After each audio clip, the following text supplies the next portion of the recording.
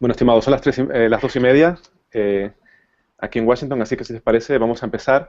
Quería presentarme, mi nombre es Agustín Cáceres, trabajo como especialista en comunicación en la División de Cambio Climático del BID, aquí en Washington, D.C., y tengo el placer de ser el moderador de esta sesión de hoy, este Google Hangout, que hemos organizado bajo el título de una pregunta muy ambiciosa, pero espero que también muy sugerente, que es el tema de si una vivienda más eficiente puede salvar el planeta o no. Vamos a hablar sobre ello con 4 expertos que tenemos hoy aquí con nosotros. Tenemos a Estela García Heredia, que está conectada desde México DF. Tenemos a Francisco Brown, un estudiante de arquitectura que está conectado desde Nueva York. Y tengo a 2 colegas que trabajan aquí conmigo en el BID en Washington, D.C., Gisela Campillo y Paola Méndez. Si les parece, voy a comenzar a presentar a los invitados. En primer lugar, les quería presentar a Estela García. Estela es consultora de vivienda sustentable, como les dije, es mexicana y bueno, es licenciada en Relaciones Internacionales por la Universidad Nacional Autónoma de México y tiene estudios avanzados en comercio exterior, construcción de ciudades sostenibles y bueno, trabajó como muchos años en el Infonavit de México y actualmente es directora de una empresa consultora que se llama Sixe Consulting. En segundo lugar, también quería presentarles a Francisco Brown, como les comentaba, es nicaragüense, es arquitecto egresado de la Universidad Católica de Managua y en la actualidad está estudiando una maestría en Nueva York en el Center for Architecture, Science and Ecology, Centro de Arquitectura, Ciencia y Ecología. Y antes de incorporarse a esta maestría en CASE, trabajó en Afganistán, en Kabul, como arquitecto para la Unidad de Infraestructura de la Organización Internacional para las Migraciones. También tenemos a Gisela Campillo, que trabaja como consultora en la División de Cambio Climático del BID en Washington. Gisela es licenciada en Ciencias Ambientales por la Universidad Autónoma de Madrid y tiene una maestría en Geociencia Ambiental Aplicada por la Universidad de Tübingen en Alemania. De 2011 trabaja aquí, como les comentaba, en el BID, pero antes de incorporarse al Banco Interamericano de Desarrollo, trabajó en varias empresas del sector privado en Alemania, en empresas de energía y automoción, y también trabajó en el Banco Mundial, en la Unidad de Desarrollo Sostenible de México. Por último, también les quería presentar a Paola Méndez, otra compañera del BID, que es ingeniera industrial y trabaja aquí en la Unidad de Energía. Tiene 10 años de experiencia en el sector energía y ha apoyado el diseño e implementación de programas de eficiencia energética y electrificación rural en diversos países de América Latina y el Caribe. Y antes de incorporarse al BID, trabajó en la Agencia Alemana de Cooperación Internacional, en Alemania y en Chile, y apoyaba el diseño e implementación de programas de eficiencia energética y electrificación rural.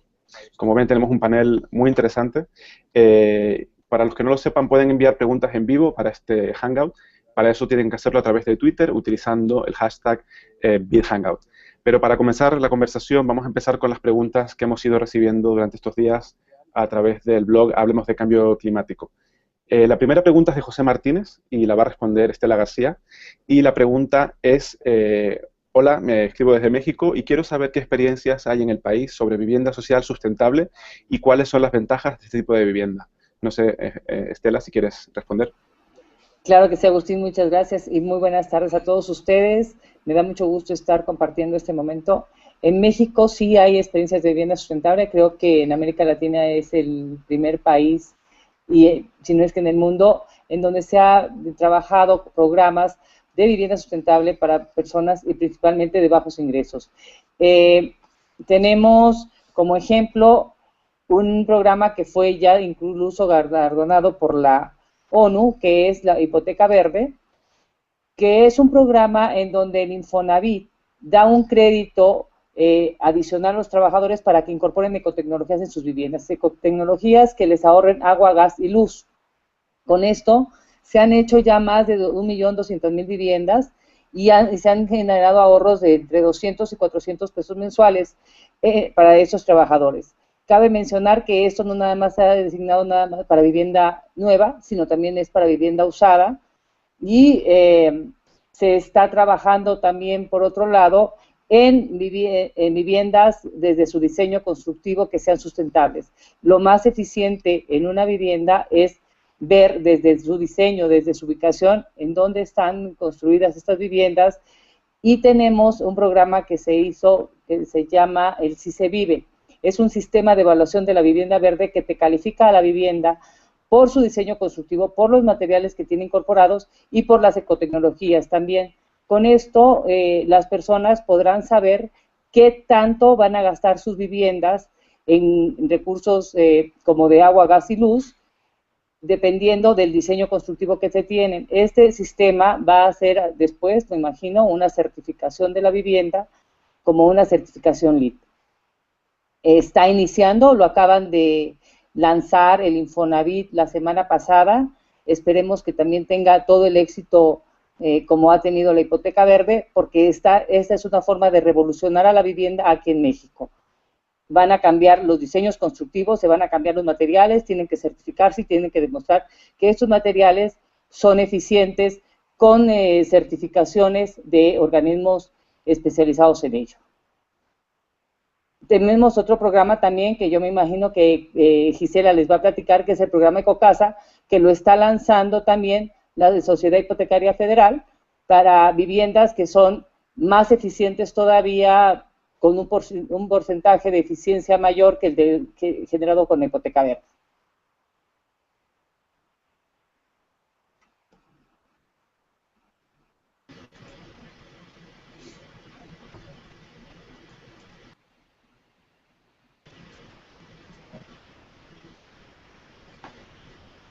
Agustín, no te escuchamos.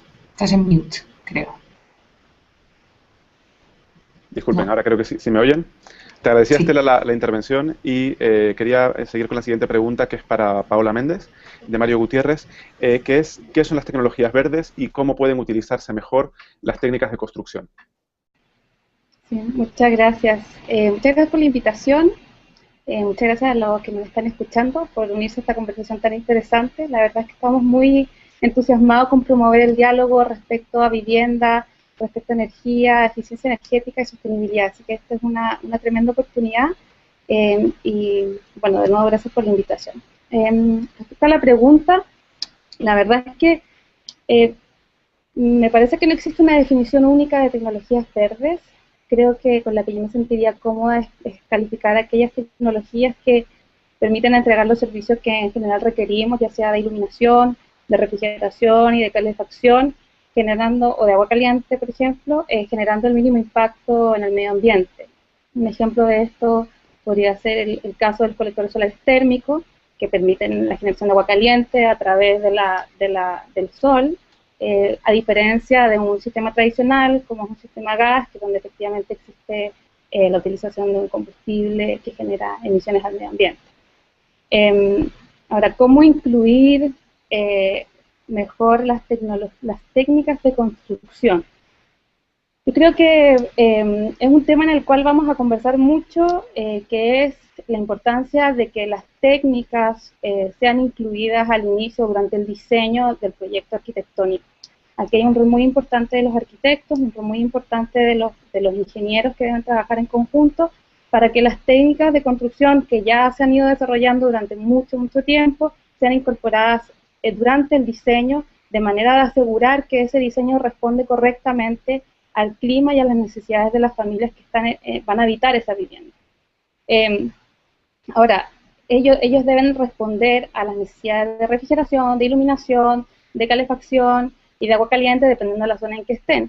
¿Y por qué es tan importante que sea al inicio del proyecto? Es porque una vez construida la vivienda y una vez las familias viviendo al interior de la vivienda, se hace mucho más costoso y mucho más difícil logísticamente intervenir esa vivienda.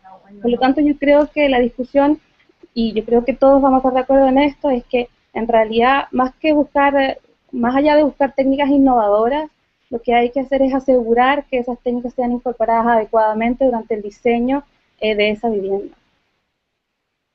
Excelente, Paola. Muchas gracias por la respuesta. Un poco para seguir hablando, también tenemos algunas preguntas relacionadas al tema del ahorro. ¿Qué ahorros se pueden conseguir con este tipo de tecnologías? No sé si tienes algún ejemplo para dar un poco una idea a la audiencia de qué ahorros se pueden conseguir con estas tecnologías. Sí. Mira, respecto del ahorro, la verdad es que es bastante variable, pero nuevamente quisiera hacer una separación entre los ahorros que se consiguen cuando uno interviene en la vivienda como tal, la envolvente, cuando hablamos de techos, muros, espacios vidriados, pisos, y cuando hablamos de equipos, que son dos cosas distintas que si bien conforman la vivienda y finalmente son las que deciden el consumo energético final, deben verse por separado. Por una parte, podemos modificar la envolvente en su diseño, en su orientación, en los materiales, de manera de asegurarnos que efectivamente estemos teniendo una vivienda desde el diseño eficiente. Ahora, los ahorros que se pueden conseguir cuando yo modifico una vivienda o un diseño que no ha considerado estas previsiones, en realidad son bastante variables, pero es posible llegar a un 40% sin mayores problemas en términos de reducción de demanda. Respecto a los equipos, que es el segundo ítem, también existen hoy día equipos muy eficientes que permiten reducir mucho el consumo energético. Yo creo que el caso más claro y el más revolucionario y digamos, conocimiento más público es el tema de la iluminación, donde hemos pasado en muy pocos años de una tecnología muy ineficiente como es el incandescente, hemos pasado a las CFL, las fluorescentes compactas, que han permitido reducir en un 70% aquella demanda inicial del incandescente, y ahora entramos en la tecnología LED, que permiten ser aún más eficientes, hasta 80% y más en términos de ahorros en potencias a mismos niveles de iluminación. Con el aire acondicionado está pasando lo mismo. Podemos fácilmente en el mercado hoy día encontrar aires acondicionados un 30-40% más ahorradores que los que teníamos hace unos 5 o 6 años atrás, y lo mismo está pasando también con ¿qué otro ejemplo les puedo dar? En la incorporación de agua caliente sanitaria a través de colectores solares térmicos, también es un buen ejemplo de tecnologías que permiten un mayor ahorro en el consumo. Ahora, dicho todo eso, creo que me gustaría destacar que podemos tener una vivienda muy eficiente, podemos tener equipos muy eficientes, pero la eficiencia global, la eficiencia final de la vivienda va a venir dada por cómo yo uso la vivienda y qué tan eficiente soy yo con esos consumos, en el fondo. Correcto, sí, gracias, Paula. Hablabas un poco de cómo las tecnologías que han venido innovando en los últimos tiempos han permitido conseguir muchos ahorros. Y hablando del tema de innovación, había otra pregunta para Francisco Brown, de Daniela, que decía si nos podía hablar de algunos ejemplos innovadores de vivienda sostenible, tanto fuera como dentro de América Latina, y cuáles son las últimas tendencias en vivienda verde. Bueno, existe una serie de ejemplos fascinantes. Yo creo que en los últimos 10, 15 años hay una serie de generación de arquitectos que han desarrollado proyectos maravillosos. Creo que sería importante empezar a ver, si me preguntara dónde empezar a ver, podría empezar a ver los resultados del decatlón solar de Estados Unidos y de Europa. Creo que un ejemplo interesante para analizar es básicamente un concurso donde distintas universidades de los Estados Unidos y Europa se reúnen una vez al año con un modelo a escala natural de una vivienda que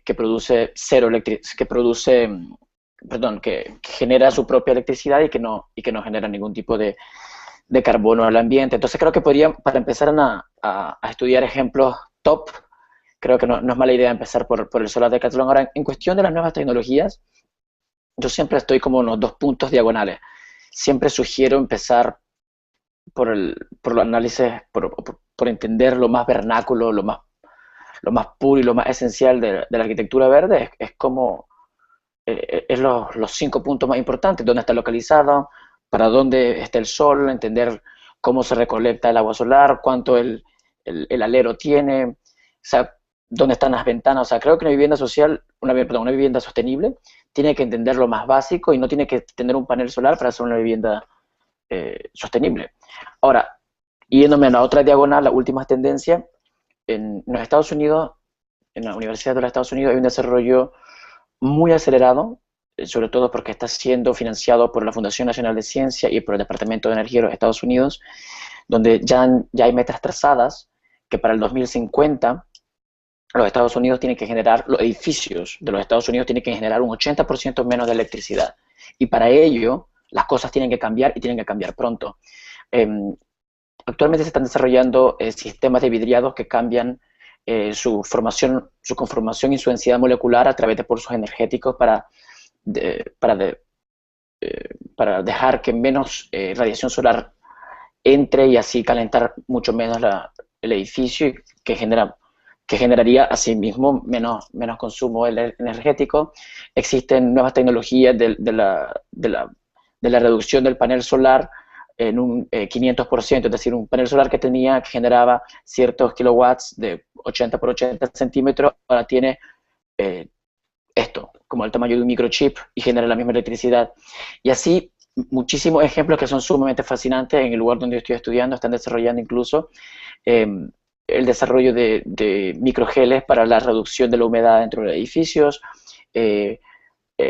sistemas de calentamiento a través del uso de los paneles solares transparentes o invisibles.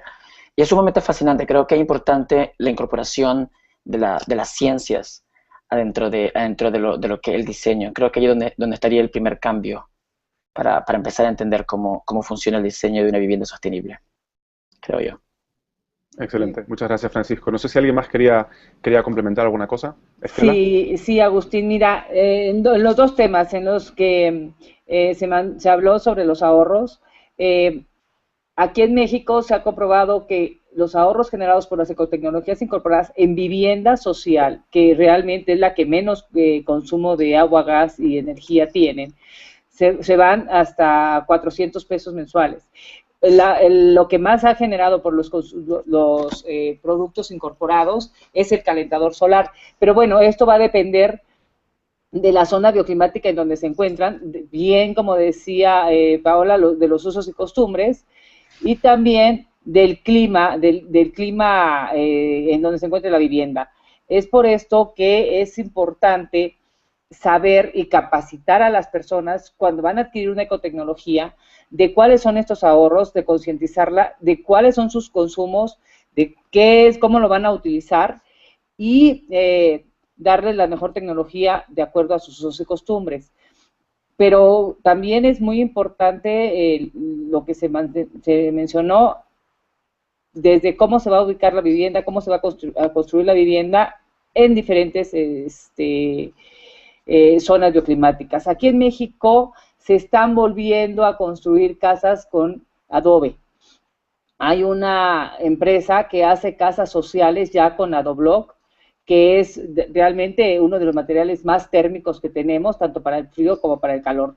Se están buscando y se está tratando de innovar materiales constructivos más térmicos, porque hacia allá va la tendencia y aquí en México es hacia donde se quiere ir, hacia viviendas desde su diseño constructivo y sus materiales más eficientes. Es por eso que se habla ahora del concreto celular, de aislantes térmicos ya incorporados desde el mortero, en fin.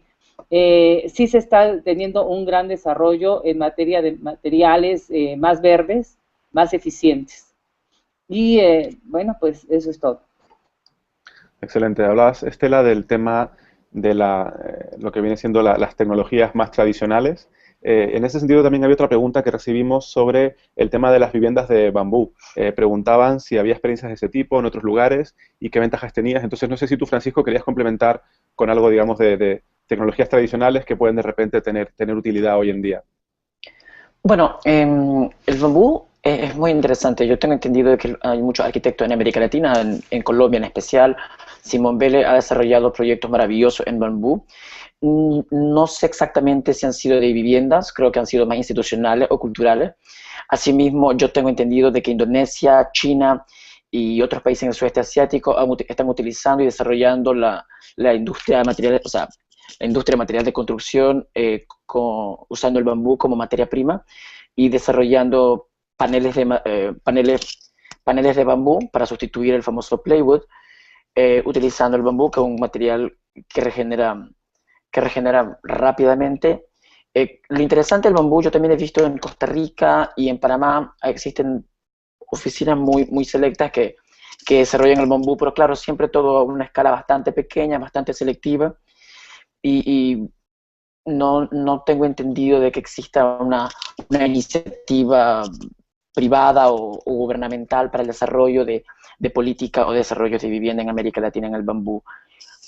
Sería interesante verlo, creo que sería muy factible el bambú, un material, como todos sabemos, que tiene unas capacidades físicas, estructurales, arquitectónicas y de todo tipo que son sumamente factibles para América Latina. Creo que no estaría malo explorarlo. Excelente. Luego también hay otro tema, otra pregunta que nos llegó, un tema que no hemos tocado todavía, que es el tema de la ubicación de la vivienda. ¿Qué impacto tiene la ubicación, bien dentro o fuera de la ciudad? y también qué impacto tiene la situación, o sea, el clima de la zona en la que se construye la vivienda. Tal vez, Gisela, no sé si tú querías comentar algo a este respecto. Hola a todos, ¿qué tal? Yo también quería agradecer la invitación. Estoy muy contenta de estar en esta compañía tan distinguida, que algunos ya nos conocemos. Bueno, en realidad yo estaba comentando antes, Estela, también de la zona. Eso depende mucho del país, ¿no? Pero finalmente yo diría que una vivienda sustentable no depende del clima donde esté, porque hay maneras de hacerla sustentable en cualquier clima, ya sea frío, caliente, húmedo o seco, ¿no? Hay tecnologías para todos los climas y se trata de hacer una vivienda adaptada al clima en cuestión, no hacer un modelo único para cualquier vivienda, ya sea social o de otro tipo, sino realmente, como también estaban comentando los compañeros Francisco también y Paula, pensarlo en el diseño desde el principio, porque influye cómo se construye la vivienda, los materiales, temas de diseño pasivo, de orientación y demás, ¿no? Entonces esto es súper, hay que adaptarlo a la zona porque si no puede ser que tengas el efecto contrario, ¿no? Y no consigas para nada una vivienda confortable y que además no se ahorre nada de energía, ¿no? Entonces, bueno, digamos que la vivienda sustentable en cualquier ubicación como tal, hay que saber cómo diseñar.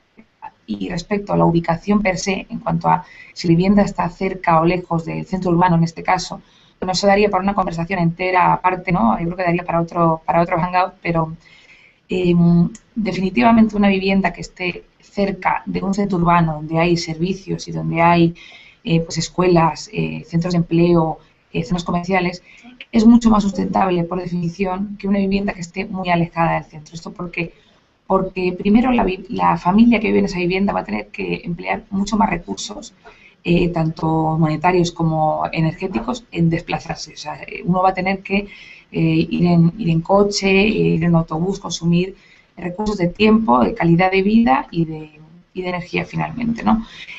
También en cuanto a quién construye, quién financia esta vivienda, bueno, pues para un municipio tener una vivienda muy alejada es un problema, porque en realidad ellos van a tener que proporcionar los servicios, van a tener que instalar pues la red de agua y saneamiento, la red de electricidad, algún tipo de servicio de transporte público, o sea, no tiene sentido pensar en una vivienda sustentable si no tenemos en cuenta la ubicación en cuanto a cercanía. No significa que tenga que estar cerca del centro, sino que tiene que estar cerca de los lugares de servicios que a las familias les hagan un papel en su vida, ¿no? O sea, puede haber diferentes polos en diferentes lugares de la ciudad, pero está claro que es mucho más útil y hay que ir hacia la densificación, ¿no? Hacia viviendas que tengan en cuenta el entorno y no se vean como un ente aislado que no tiene que ver, porque una vivienda es una cosa viva finalmente, ¿no? Perfecto, muchas gracias, Gisela. Tengo otra pregunta también, no sé si a lo mejor Paola o Francisco quieren responder. También preguntaba alguien sobre un aspecto en el que también es necesario trabajar, que es el tema de la formación de los profesionales que realizan rehabilitaciones energéticas. No sé si querían comentar algo al respecto. Paola, tal vez. Sí, mira, la verdad es que ese tema es bastante crítico en términos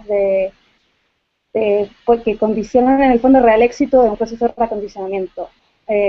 Podemos tener una vivienda que va a ser reacondicionada, podemos tener un arquitecto que sabe qué son las variables que hay que reacondicionar, cuánto material de aislamiento vamos a colocar para que sea óptimo, pero si el trabajo en realidad no es realizado de manera óptima, perdemos todo lo que estamos haciendo en términos de aislación, por ejemplo, o de una mala instalación de una ventana.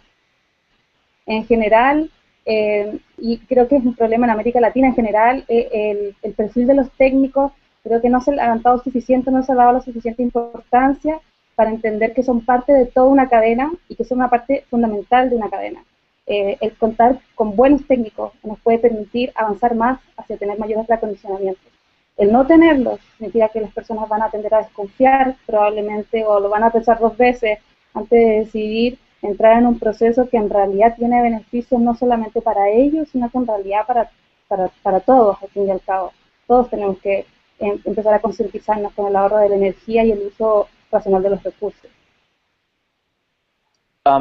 Yo, con respecto a la educación, me llama mucho la atención este tema, porque aunque no tengo muchísima experiencia con respecto a la educación en toda América Latina, sí conozco ciertos casos a través de amistades, y yo sé que en los últimos 5 o 6 años ya hay una incorporación más estructurada en el currículum y en los pensos universitarios acerca de la educación de la arquitectura sostenible.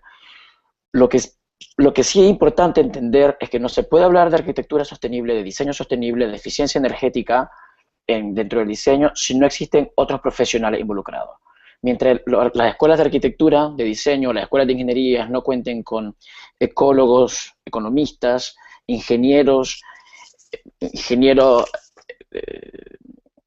de todo tipo, incorporados dentro del pensum curricular, va a ser imposible que los arquitectos y los diseñadores, que son los primeros que toman estas decisiones, estén propiamente informados y educados en este tema. Entonces, creo que tiene que haber incluso el BID creo que debería de poner un poco, sería muy interesante si hay algún tipo de proyecto de la incorporación o el financiamiento de proyectos y de maestrías que incorporen la inclusión de mucho más carga académica de las ciencias como tal en las escuelas de diseño e ingeniería. Mucho más ciencia y tecnología para ir sustituyendo, o no sustituyendo, sino complementando la Academia de Diseño y Arquitectura del siglo XX hacia la nueva Academia de Diseño y Arquitectura del siglo XXI que incorpora otras tecnologías y otras disciplinas, creo yo. Excelente, muchas gracias, Francisco. Bueno, estamos acabando, nos quedan de hecho solo 5 minutos y quería comentarles una pregunta que nos acaba de entrar por Twitter para la gente que está siguiendo el Hangout y utilizando hashtag #BidHangout. Es una pregunta de Anaité Mills que nos pregunta, para quien quiera responder, ¿podrían comentar sobre consideraciones importantes para políticas futuras de eficiencia energética en vivienda social? No sé si alguien quiere responder a esa pregunta. Sí, a mí me interesa platicar al respecto. Creo, y en relación también a lo que decía Francisco, no se pueden construir ciudades sin contemplar el todo. Una ciudad, no se tiene que hablar de viviendas, se tiene que hablar de ciudades, se tiene que hablar de comunidades, y en una ciudad intervienen geólogos, biólogos, arquitectos, ingenieros, ingenieros en hidráulica, o sea, todo, sociólogos, economistas. Hay que verlo de manera holística. Entonces, por lo tanto, no podemos generar políticas de una vivienda, y yo lo viví aquí en México en el sexenio pasado. Se hablaba de la verticalidad de la vivienda porque era importante densificar las ciudades, pero se empezó a hablar de verticalidad en lugar de densificación, y se empezaron a hacer viviendas verticales lejos. Entonces, cuando quieres hacer una política de vivienda, tienes que ver todo lo que afecta a la vivienda, a las personas, al transporte. No puedes dejar todo aislado, tienes que verlo de manera holística. Tienes que ver qué es lo que necesita la comunidad, cómo lo necesita y cómo cuidarlo. Tienes también que ver la concientización de estas personas en el uso de los recursos. Eso es mi principal consideración. Gracias. Perfecto. ¿Puedo agregar algo? Por supuesto. Francisco, sí, la verdad es que respecto a la vivienda como tal, y ya bajando un poco más, estoy de acuerdo con el comentario de Estela de que es importante la planificación urbana en todo este proceso, pero creo que a nivel de la vivienda hay algunos mecanismos que han sido bastante útiles para ir mejorando poco a poco la calidad de la vivienda desde el punto de vista de la eficiencia, y ellos son la incorporación de normativas mínimas a cumplir. Por una parte, tanto para viviendas nuevas como para viviendas existentes. Tanto México como Chile han sido países que han tomado el liderazgo en estos temas. Y otro punto importante y complementario es, y muy relacionado con lo que decían anteriormente, es el tema de etiquetado de artefactos, que también es una herramienta para ir generando información directa al público, directa a aquellos que son los tomadores de decisiones. Entonces, creo que esos dos elementos son parte de lo que se podría considerar dentro de lo que se necesita para tener una política de vivienda enfocada hacia la eficiencia. Excelente, Paula, muchas gracias. Bueno, casi nos estamos quedando sin tiempo, pero sí quería... Un comentario yo. Sí, adelante, Gisela, por favor. Perdón, okay, estamos todos ahí. Perdón, un comentario. No solo quería comentar que bueno, la idea de estos, por ejemplo, el proyecto Hipoteca Verde que comentó Estela, el Ecocasa, que también es un proyecto conjuntamente de Consorcio Hipotecaria con el BID y KfW, con recursos del Clean Technology Fund. Se trata, o sea, yo creo que por parte del BID lo que queremos es que toda esta serie de pilotos, de proyectos que tenemos, se consigan hacer lo normal, ¿no? Que sea el mainstream, o sea, no se trata de una idea por aquí, otra por allá, sino de que todos vayamos aprendiendo de los esfuerzos, se vayan tomando datos, se tengan más justificaciones, por ejemplo, el tema de costos, para poder ir alimentando decisiones políticas que vean que merece la pena hacer este esfuerzo, ¿no? Tanto en la mejora de la calidad de vida para los habitantes, como que tiene sentido en cuanto al consumo de agua y de electricidad. El propio gobierno pues está ahorrando, está proveyendo esta energía, se está ahorrando en muchos casos que hay subsidios, están ahorrando estos subsidios. Se trata un poquito de tomar más elementos y más datos para que esto cada vez sea algo más estándar y no sea algo, una excepción. Y podemos hablar de muchos más países y de muchos más ejemplos exitosos, ¿no? Es lo que estamos, creo que todos los que estamos aquí trabajando y seguramente muchos del público también. Solo era ese comentario. Agustín, perdón, a mí nada me gustaría, con relación también a lo que dijo Gisela, es muy importante establecer políticas públicas de acuerdo a lo que queremos en el futuro. Actualmente muchos países tienen subsidios al consumo de agua, gas y luz, y eso es un consumo al desperdicio. Si a la gente no le cuesta y no sabe todo lo que se gasta en la producción, en la generación, en la distribución de estos recursos, nunca los va a apreciar. En México, el 60% de las viviendas de interés social no cuentan con un medidor de agua y está altamente subsidiada. Por lo tanto, no saben apreciar lo que es el agua y en México tenemos una grave crisis de escasez de agua. Entonces, lo que tendríamos que ver con esas políticas públicas es cambiar los subsidios a inversiones en viviendas sustentables. Excelente, gracias Estela. Bueno, nos quedamos sin tiempo, si les parece vamos a dejar aquí la conversación, veo que el tema da para seguramente otros 2 o 3 hangouts. Simplemente quería agradecer a todos por su participación, Paola, Gisela, Francisco y Estela, muchas gracias a todos y gracias también a los que nos están siguiendo. Les animo a que continúen la conversación a través de nuestro blog, Hablemos de Cambio Climático, y a través de nuestro Twitter del BID, BID Cambio Clima. Así que muchas gracias a todos y hasta el próximo hangout. Muchas gracias. Gracias. Gracias. Gracias. Adiós.